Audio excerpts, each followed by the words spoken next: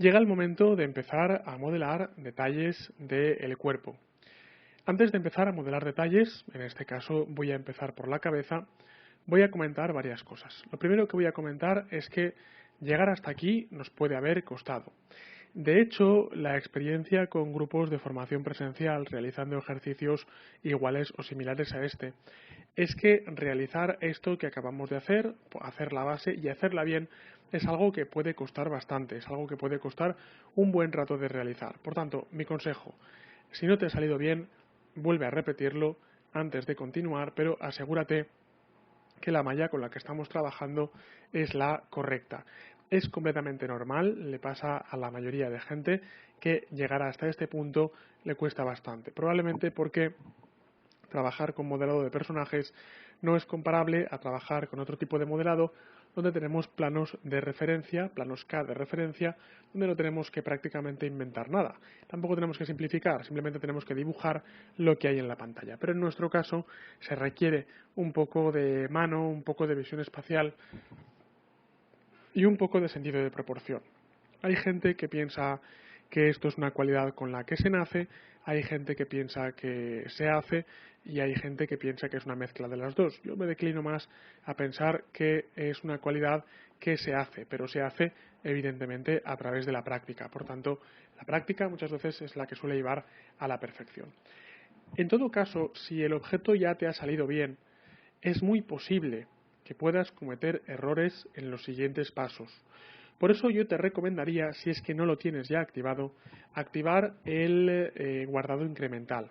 El guardado incremental es el que te va a permitir que cada vez que guardes el archivo, guardes una versión incremental y no, digamos, machaques la versión original. Y eso, al final, lo que nos va a permitir es que guardemos una copia de seguridad del objeto tal cual lo tenemos ahora. Por eso he ido a Customize, Preferencias, y dentro de la pestaña Files voy a activar la opción Increment on Save. Eso va a hacer que ahora mismo el archivo se llama personaje.max, pero si yo vengo aquí y le digo Save, automáticamente se guarda como personaje 01. Eso quiere decir que personaje.max se ha quedado guardado y a menos que tenga algún problema con el disco duro, no se va a modificar en ningún momento. Cada vez que yo le dé a Save, lo que voy a obtener, como veis, es una versión incremental de esta escena. Yo recomendaría tener cuantas más versiones incrementales mejor, porque insisto que este proyecto es un proyecto en el cual es muy fácil meter la pata, es muy fácil ir bien, pero de repente salirse del camino y necesitar volver atrás. Claro que si hemos modificado la geometría, puede ser realmente difícil volver atrás. Por eso, mi recomendación, una vez más, es activa el guardado incremental y de esa manera, cuando te equivoques, y te equivoques de manera que ya no puedas deshacer lo que has hecho, por lo menos podrás volver a una versión anterior del proyecto y podrás recuperar un punto anterior, digamos, de restauración, y podrás volver a empezar y volver a continuar. Otra cosa que quería comentarte dentro de este proyecto es que hemos modelado el personaje todo en una sola geometría. La pregunta que me suele hacer la gente es, ¿esto es conveniente o hay que evitarlo? Es decir, en infografía 3D se suele seguir una regla para prácticamente todo que es divide y vencerás. Divide y vencerás quiere decir que en cuantas más partes puedas dividir tu proyecto, más control tendrás sobre él.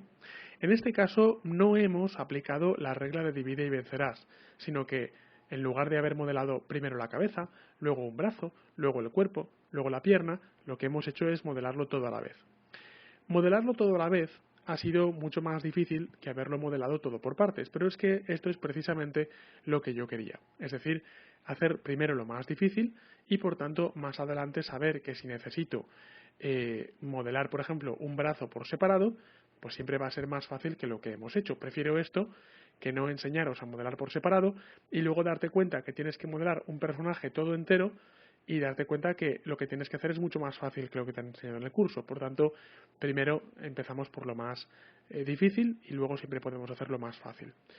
¿Cuándo modelar un personaje por separado y cuándo modelar un personaje todo junto?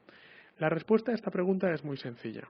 Si en algún momento tienes un personaje con discontinuidades, Por ejemplo, un personaje que tiene un abrigo. Si el personaje tiene un abrigo, probablemente vas a encontrar una discontinuidad entre la piel del cuello y el abrigo.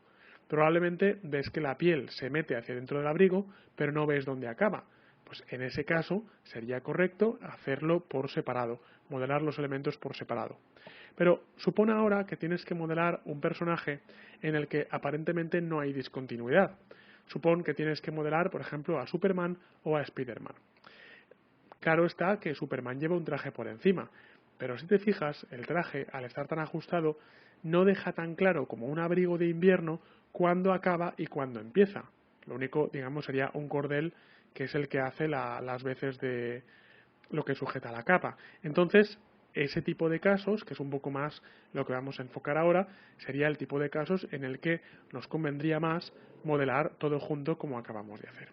En definitiva, lo que vamos a hacer ahora es empezar a dibujar detalles, vamos a empezar a generar detalles del personaje y, insisto, te recomiendo mucho que tengas la versión incremental activada para en un momento dado poder volver atrás.